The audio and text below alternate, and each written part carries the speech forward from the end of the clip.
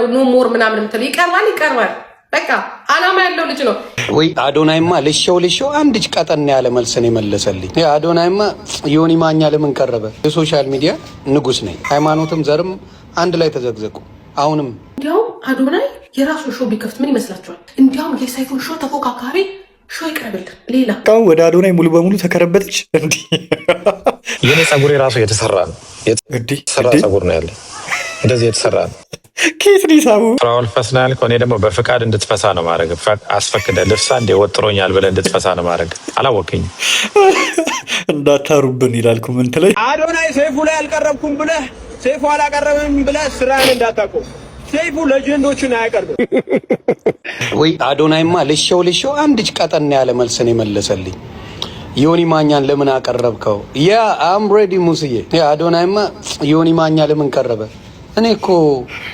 የሶሻል ሚዲያ ንጉስ ነኝ ለዛ ነው የቀረብኩት ንጉስ ነገስታት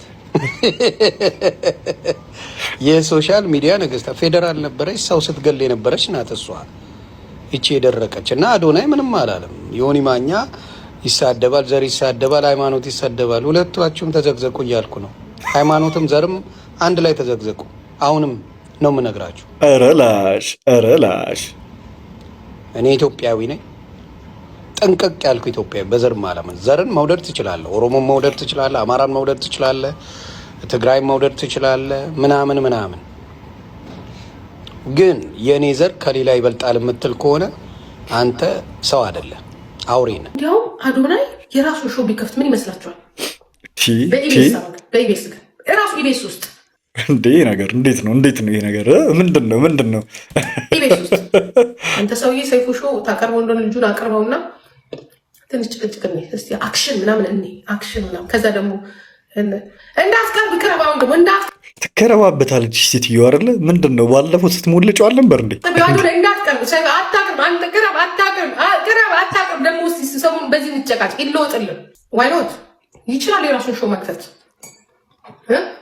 ለምን ስቱዲዮ ውድ ናት እንጂ ይችላል መክፈት አልቀርብም ማለት እኮ እንደዛ ነው የሚባለው ቅረብ አልቀርብም እንዲያውም የሳይፉን ሾው ተፎካካሪ ሾው ይቀርብል ሌላ ሁሉም ሾው አቅርቧል ሁሉም አሁን ያው እንደ ሰይፉ አይነት ሲሙላር የሆነ ሾው ይሆናል ብዬ አልገምትም ቢኖረው ማለት ነው ለምን ፐርሶናሊቲያቸውም የተለያየ ነው ምን አይነት እንጃ ለቲቪ ቻናል ላይ ሲሆን ምናምን ገብቷቸዋል አይደለ በጣም ፎርማል ያደርጓቸዋል ምናምን ገደብ ምናምን ይሰጧቸዋል እኔ እንጃ ከባድ ነው የሚሆንባቸው እኔ እንጃ ወይ ደግሞ ሁሉም ሰው ከፈቀዱ ቲቪ ቻናሎቹ በነፃነት ሁሉም ሰው መጥቶ የሚያወራበት ቻናል ከሆነ ገደብ ምናምን የማይኖረው ከሆነ እንደዛ ከሆነ ፒስ ነው እንደዛ ከሆነ ማለት ነው ኢቢኤስ ውስጥ ነው የሚሆነው ምክንያቱም የአዶናይ ሾው ሰይፉ ፋንታውን ሾው አላህ አስባችሁ ታዲያ ያለው ምን አገባህና ነው ኖ ሞር ምናምን ምትል ይቀርባል በቃ አላማ ያለው ልጅ ነው መሄድ ያለበት ቦታ በሙሉ መሄድ ይችላል ይሄ እንደዚህ ፋይን እንደሆነ ምናምን በርና ትከረበተዋለች እንዴ ምን በቃ ወደ አዶናይ ሙሉ በሙሉ ተከረበተች እንዴ ስትሞልጭ እኮ ነበር እልህን እናንተንን ወደዛ ይዘይድ አትጠቅሙትም እንደዚህ አይነቱን ነገር ላይ ገራሪ ሁለቱም የሾው ሰው ናቸው ሰይፉ እያረጀ ይሄዳል ነገ አዶናይ ይተካል አዶናይ ነው የሚሳሰለው እልህ ምናምን ሰው እንዲያውም ቁጭ ብለው ሪያሊ ሾው ሰይፉ ለምንድን ነው ያላቀረብከኝ ለምን እንደዚህ ነው እንዲያውም መሆን ካለበት አዶናይ ቢስማርት ነፍሴ አንተ በጣም ያረዳ ልጅ ነው አትስማቸው እነዚህ ይሄ ያለፈው ትውልድ ችግር አለበት ቂም ነው ዛሬ ሽጉጡ አንዱ ያነሳል የሚቀጥለው አመት አንዱ ሲመጣ አንዱ ይገለናል ቂም ነው እንደው ምን ታረጋለህ አዶናይ ምትለው መቅረብ እንኳን አልፈለኩም ና ግጠም ትለዋለህ ገጥመሃል ግጠም ትለውና ዋይ ለምንድን ነው እንዲህ ብላችሁ ፊት ለፊት ሞቅ ደመቅ አድርጉት ሰይፉ ሾው እንደመቅ አድርጋችሁ ለየት ያለ አንተም ትጮኻለህ እሱም ይጮኻል ገብታችሁ ይሄ ነው ሾው ማለት ዋይ ለምንድን ነው እንደዚህ ያደረገኝ እኔ እኮ እንደዚህ ሆኜ ሪያሊቲ ሾው ናይስ የጂጂ ኪያን ምክር ተቀበሉ ሰይፉ ፋንታውንና አዶናይ የጂጂ ኪያን ምክር ትቀበላላችሁ ብለን ተስፋ እናደርጋለን ለማናጀር ምናምን ትልና የኔ ጸጉሬ ራሱ የተሰራ ነው የተሰራ ጸጉር ነው ያለ እንደዚህ የተሰራ ነው ከየት ነው ሳቡ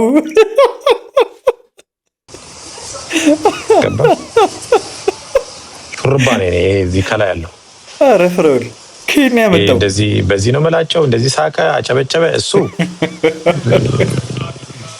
እኔ እናቴ ፓምፐርስ አርጋልኝ ጦጦ እንትን ብዬ እሰማው ነበር ልጆች እንደዛ ሲባባሉ ነው ሰፈር ውስጥ ምናምን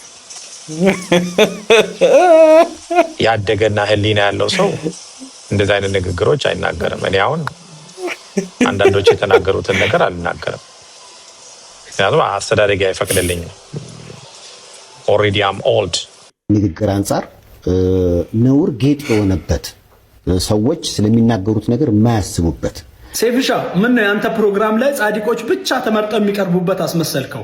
ዮኒ ማኛን እንግዳው አርጎ ማቅረብ ያልከበደው ሰው የትኛውን የጨዋነት መስፈርት ተጠቅሞ ነው አዶናይ እንግዳው እንዳይሆን የሚጸየፈው? የእያንዳንዱ ስም እየጠራው ጀጅ ማድረግ አልፈልግም እንጂ ያንተ ፕሮግራም ላይ የሚቀርቡ አብዛኛዎቹ እንግዶች ለፍዳዳ የሆኑና ለህዝቡ አንድ እርባና ያለውን ስራ ያልሰሩ ጋጠወጥ አርቲስቶች ናቸው። እስከ ዛሬ አንተ ጋር ከቀረቡት እንግዶች ውስጥ በየትኛውም መስፈርት ቢመዘን አዶናይ የተሻለ ቢሆን ነው እንጂ አያንስም። የነበረበትን አስቸጋሪ የህይወት ውጣ ውረድ ማሸነፉ፣ መጥፎ ልማዶችን በግልጽ ለህዝቡ ማጋራቱ የሚያስደንቅ ነገር ነው እንጂ የሚያሳፍር አይደለም። ወጣቱ ያንን ነገር አይቶ እንዲማርበት ነው እንጂ እንዲጠፋበት አልተናገረም። አንተም በዱሮ ህይወትህ በተደጋጋሚ ስትቅምና ስትጠጣ እንደነበረ ስትነግረን አይተን እንድንማርበት ነው እንጂ እንድንጠፋበት እንዳልሆነ የታወቀ ጉዳይ ነው። ስለዚህ ሰዎች ትናንት አሸንፈው ያለፉትን ነገር እያነሳን ከምናሳንሳቸውና ከምናቀላቸው ዛሬ ላይ የደረሱበትን የህይወት ከፍታቸውን እያየን ብናበረታታቸው መልካም ነው ብዬ አስባለሁ። ይመቻችሁ። ያ ጋይስ ስለዚህ ልጅ በእውነት የሚመጣብኝ ሁሉ ለመቀበል ዝግጁ ነኝ። አዶናይ ትርጉሙ ምን እንደሆነ አይገባኝም። በጣም ምርጥ ስነ ልቦናው የተስተካከለ ያማረ ጀግና ወጣት ብየዋለሁ። የአመቱ ምርጥ ጀግና ወጣት እኔ ይሄው እንካ ሸለምኩ። ምን ልቤን አዶናይ ይመቻቦ። አሮን ነው በምን እንደተለከፍኩ አላውቅም። በድህነት ማደግ ይሁን አላውቅም። አንድ ሰው ዳንስ ሲረዳ ውስጤ እንዴት እንደሚረካ እንዴት እንደምደሰት ይሄን የመሰለ ወጣት ገብቷቸዋል። አሁን በዚህ እድሜው ሴት ጭን ላይ ቁጭ ብሎ ሺሻ ምናምን እያለ ምናምን ነገር ላይፉ ማሳለፍ ይችል ነበር አይደል? ግን ወጣት ሆኖ ስፖርት ሞቲቬት የሚያደርጉ ንግግሮችን በተለይ ደግሞ አንድ ሃይማኖት አባት ወይም ትልቅ ባለሀብት ሊሰራው የማይችለውን በዚህ ወጣትነቱ እታች ወርዶ የተጎዱ ህፃናትንና እርዳታ የሚያስፈልጋቸውን ሰዎች ሲረዳ ሳይ በእውነት ኢሞሽናል ሆናለሁ። ስለዚህ የዚህ አመት የቲክቶክ አዋርድ አሸናፊ አዶናይ ብየዋለሁ። ልቤንም ሰጥቻለሁ። አቦ ይመቼ። እርግጠኛ ነኝ ተራ ሰው ነኝ፣ አታዳምጠኝም። አይኖ አውቃለሁ። ግን በእውነት ለሱ ቮት ካልሰጣችሁ እኛ ኢትዮጵያውያን ሁላችንም ተሰልፈን መመርመር አለብን በዚህ አመት። በእውነት አዶናይ አድናቂ ነኝ። አቦ ይመች። አንተ እድሜ ይርዘብ፣ ያንተ አይነቱ ያብዛው። ደግሞ ዘረኛ የምታረጉት ልጁ ምንም ዘረኝነት የመቀሌ ልጆች አራዳ ናቸው። የዩናይትድ ደጋፊ ነው። በዛ ላይ የዩናይትድ ደጋፊና የቡና ደጋፊ ስለ እውነት ነው። ስንታዩ መቀሌዎች የአራዳ ልጆች አዶናይ ሰይፉ ላይ አልቀረብኩም ብለህ ሰይፉ አላቀረበም ብለህ ስራን እንዳታቆም። ሰይፉ ሌጀንዶችን አያቀርብም። ይኖታት እኔ ሌጀንድ መሆኔ ታውቃለህ። ከመጣበት ሀገር ካናዳ ውስጥ ሴዶ በጣም ሌጀንድ መሆኑን ታውቃለህ። ዩሮፕ ውስጥ ሴዶ ሌጀንድ መሆኑን ታውቃለህ። አሜሪካ ውስጥ ሴዶ ሌጀንድ መሆኑን ታውቃለህ። አይ ወንድማችን እኔ ከሶማሌ በነበረኝ ጉዳይ ከሊስትሮ እስከ ላይ ድረስ እኛ ታውቂ ነበር። ሴዶ ማቆ የለም ሲጀምር ነው። አሁን ለምሳሌ የዚህ እንትን ሳቅ ነው የሚያስቀው እኮ በጣም ነው የሚያስቀው። እግዚአብሔርን መሀል ሊያስገቡትን አረላሽ አዶናይ የተወሰኑ 50% የኢትዮጵያ ሕዝብ ሊያውቀው ይችላል። ሴዶ ግን 100% የኢትዮጵያ ሕዝብ ነው የሚያውቀው። ግን ሰይፉ ችግር አለበት። ችግሩ ምንድነው? እንደኔ አይነቱና እንዳንተ አይነቱ ሰዎችን አያቀርብም። ተጽዕኖ ፈጣሪዎችን አያቀርብም ማለት ነው። ጎበዝ ምን ሆነ ነው? በዚህ አጋጣሚ እንግዲህ የቲክቶክ ክሬቲቭ አዋርድ ቮት የሚደረግበትን ቀን እንዳራዘሙት አሁንም እንዲሁም ረዝሙብናል። አሁንም ደግሞ ለሳምንት እንዳራዘሙት ተናግረው ነበር ባለፈው አይደለ? ሀገር ውስጥ ያላችሁ በቴሌብር ከሀገር ውጭ ያላችሁ ደግሞ ያው በሊንክ ገብታችሁ መምረጥ እንደምትችሉ ይታወቃል። ሊንኩን ከፈለጋችሁ ዲስክሪፕሽን ላይ ወይ ደግሞ የኮመንት መጀመሪያ ላይ አስቀምጥላችኋለሁ። በተለይም ደግሞ ከሀገር ውጭ ያላችሁ ሰዎች አሁንም አዶናይም ቮት ማድረጋችሁን ቀጥሉ። ልጆች ሰላም ነው።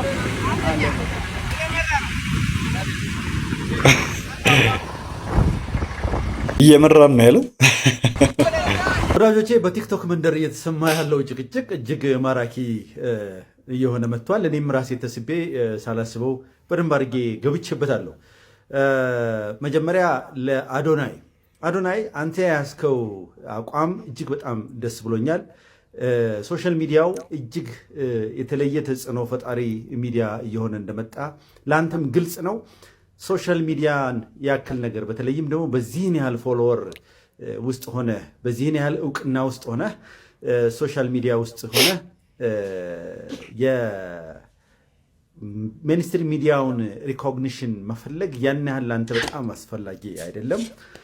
ስለዚህ አልፈልግም ማለትህ እጅግ በጣም ትክክል ነው። ቀጥልበት። ይሄን ነው ማለት የምፈልገው ለአዶናይ። ሰይፉ ግን ትንሽ ልነግርህ እፈልጋለሁ። ሰይፉን አድናቂ ነኝ። አልፈህበት የመጣውን የወቀሳ፣ የጭቅጭቅ፣ የስድብ፣ የሐሜታ እና አንተ ደግሞ በዛ ሁሉ ውስጥ በጽናት ታግለህ እዚህ ጋር መምጣትህን መቼም ቢሆን አልክደውም።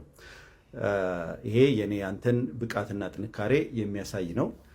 ነገር ግን የሰው ልክ የሚመዘንበት የመጨረሻ ስታንዳርድ ነው ያንተ ፕሮግራም ብዬ ማሰብ ይከብደኛል። ምን አይነት ትርጉም ይሰጣል መሰለህ? አንተ አሁን ጭቅጭቁም ላይ እንደተመለከትኩት አንተ የምታቀርባቸው ሰዎች በቃ የተለዩ ምርጥና ምንም ኃጢአት የሌለባቸው ጻድቃን፣ በሌላ ወገን ደግሞ አንተ የማታቀርባቸውና አንተ የማትጋብዛቸው ሰዎች ደግሞ ምንም አይነት ስራ ያልሰሩ አስተዋጽኦ ያላደረጉ በዛ ላይ እንደገና ደግሞ ኃጢአትና ጉድፍ ያለባቸው አይነት ነገር። ያው ሰይፉ ላይ የሚቀርቡ ሰዎች ጠቅላላ በጣም የተመሰገኑ ናቸው፣ በጣም ጥሩ ሰዎች ናቸው ካለን የማይቀርቡ ሰዎችን ደግሞ ጋጠወጥ ናቸው እያለ ከሆነ ሰይፉ የማያቀርበው ጋጠወጥ የሆኑ ሰዎችን አያቀርብም ወይም ደግሞ ስነ ምግባር የሌላቸው ሰዎችን አያቀርብም ካለን እንግዲህ በዚህ ሁሉ ህዝብ የተወደደውን ቴዲ አፍሮን እስካሁን ድረስ ማቅረብ አልቻለም። ሰይፉ ፋንታሁን አይደለ? የዛን ያህል ደግሞ ትልቅ ሾው ነው ያለኝ ብሎ ካሰበ ቴዲ አፍሮን የሚያክል ትልቅ አርቲስት ማቅረብ አለበት ብዬ አምናለሁ። ሊያስመስል ይችላል። ስለዚህ ሰይፉ የአንተ ፕሮግራም የሰው የሚመዘንበት ወይም የሚለካበት ስታንዳርድ አይደለም፣ እሱ ነው። ሌላው አንድ ልብ ልትለው የሚገባ የነበረው ነገር ምንድን ነው? ይሄ ልጅ ንስሐ ነው የገባው። ከዚህ በፊት አድርጎት የነበረውንና የነበረበትን ነገር በደንብ አሳይቶናል። ከመጠን በላይ ወፍሮ ፊቱ ሰውነቱ ተበላሽቶ በሱስ ውስጥ እንዳለ በተለያዩ ሱሶች ውስጥ እንደነበረ በሚያስታውቅ ሁኔታ ማንነቱን አሳይቶን ከዛ በኋላ በአስገራሚ ሁኔታ ትራንስፎርም ያደረገ ልጅ ነው። ማንም ሰው ችግሩን ታቅፎ የተቀመጠ ወይንም ችግሩን ደብቆ የተቀመጠ ነው ጥፋተኛ እንጂ ችግሩን ተናግሮ ችግሩን ተናዞ ኮንፌስ አድርጎ ንስሐ ገብቶ ከዚያ በኋላ በዚህ መንገድ አስተካክየዋለሁ የሚል ሰው አያስተምርም ብሎ መደምደም እጅግ በጣም በጣም በጣም የተሳሳተ አስተሳሰብ ነው። እንደገና ደግሞ ሌላው ንስሐ የገባ ሰው ወይንም ደግሞ ኃጢአቱን ጥፋቱን አምኖ በሽማግሌም ይሁን በፍርድ ቤትም ይሁን በቤተ ክርስቲያንም ይሁን በሃይማኖት ተቋምም ይሁን በማንኛውም ንስሐ የገባ ሰው ተመልሶ በንስሐ በገባበት ጉዳይ አይወቀስም፣ አይከሰስም። ይሄ በሕግም በሞራልም የሌለ ነገር ነው።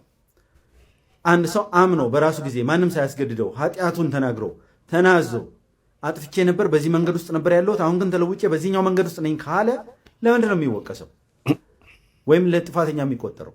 ፍርድ ቤት እኮ ወንጀለኛ ነህ ብሎ ወደ የፈረደበትንና የእስር ቅጣት ተቀብሎ የወጣን ሰው እኮ ወንጀለኛ ማለት ተገቢ አይደለም። ቅጣቱን ተቀብሎ ከወጣ በኋላ ኢቭን በቅጣት ላይ ያለም ታራሚ ነው እንጂ የሚባለው ወንጀለኛ ነው አይባልም። ስለዚህ አንተም ያቀረብካቸው አርጊመንቶች አንዳንዶቹ ያልተገባ ነገር የሚሰሩ ሰዎችን ወደ ሚዲያ ማምጣት ጥሩ አይደለም ምናምን ያልከው ነገር እሱ ትክክል ሊሆን ይችላል። ልክ ነህ። ማንኛውንም ሰው ያግብሰበስክ አታመጣም። ሶሻል ሚዲያውንም ደግሞ በሚገባ እናውቀዋለን። ከጫፍ እስከ ጫፍ ድረስ ስንት ቆሻሻ ነገር የሚስተናገድበት ስንት ለሞራልም ለህሊናም የማይመች ነገር የሚቀርብበትና የሚሰራበት ይሆነኝ ብለው ሰዎች የሚሰሩበት ቦታ እንደሆነ ግልጽ ነው። ይሆነን ብለው ስራውን አምነውበት ስንት ያልተገባ ነገር የሚሰራና የሚታይበት ቦታ ነው ሶሻል ሚዲያ። ምንም ጥያቄ የለውም። እና ያንን በሙሉ እያገበሰበስኩ አላመጣም ማለት ትክክል ነህ። ነገር ግን በዚህ አጋጣሚ ላይ ይሄንኛውን ጠጠር ድንጋይ መወርወርህ ግን ትክክል አይደለም። እንደገና ደግሞ እንደኔና እንዳንተ ምራቃችንን ዋጥ ካደረግን ሰዎች ደግሞ ይሄ አይጠበቅም ነው። ሌላ የምታስተካክልበት መንገድ ካለ ያንን መንገድ ብትፈልግ ጥሩ ነው።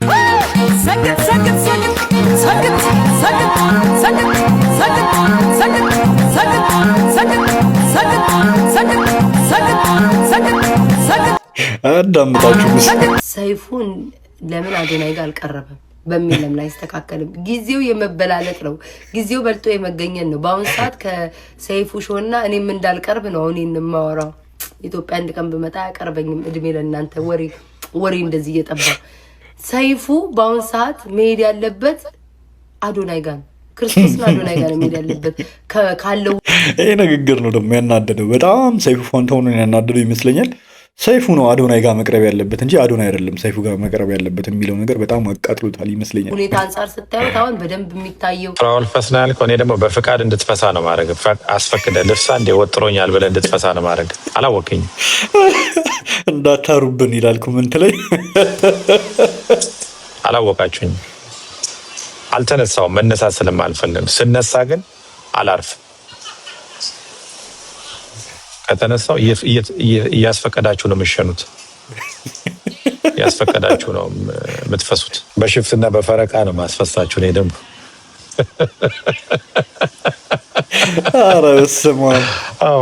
እንግዲህ ጋይስ ለዛሬ ያስኩላችሁ ቪዲዮዎች እስካሁኖቹ ነበሩ። በቀጣይም እንግዲህ እንደዚሁ በሌላ ትሬንዲንግ እና ወቅታዊ በሆኑ ቪዲዮዎች የማገኛችሁ ይሆናል ማለት ነው። በቀጣይ ቪዲዮ እስከማገኛችሁ ቸር ቆዩልኝ። ባባይ